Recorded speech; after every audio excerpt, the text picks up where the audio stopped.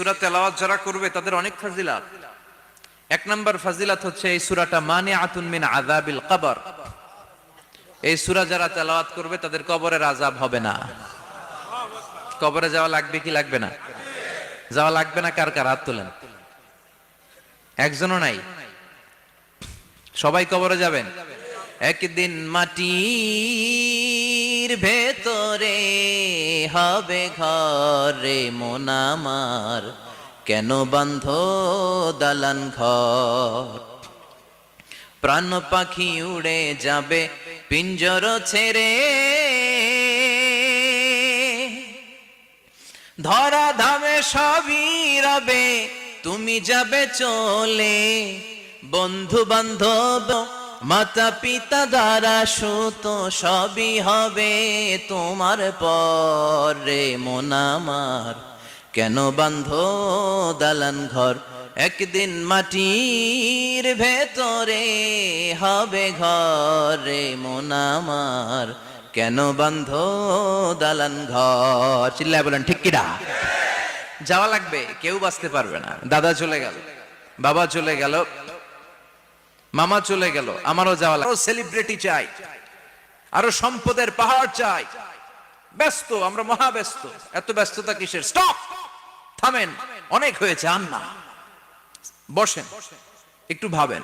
দাদা চলে গেল, বাবা চলে গেল, মামা চলে গেল, আমাকেও চলে যেতে হবে।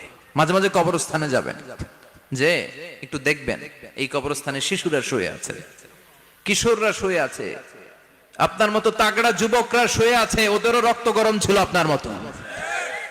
আজ ওরা নাই, সব শেষ। আপনাকেও যেতে হবে। এই কবরে আমাদেরকে যেতে হবেই। কবরের প্রশ্নের উত্তর দিতে হবে। চিল্লায় বলেন ঠিক কিনা? কবরে প্রথম প্রশ্ন করা হবে, মার রব্বুক, তোমার রবের নাম কি?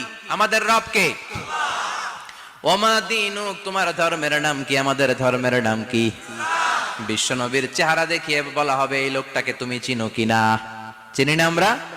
চাঁদের চেয়ে সুন্দর তুমি, নবী আমার কমলিহি ওয়ালা, দু জাহানের বাদশাহ তুমি, প্যারা নবী সাল্লাল্লাহু আলা, দু জাহানের বাদশাহ তুমি, প্যারা নবী সাল্লাল্লাহু আলা, চাঁদের চেয়ে সুন্দর তুমি, নবী আমার কমলিহি ওয়ালা।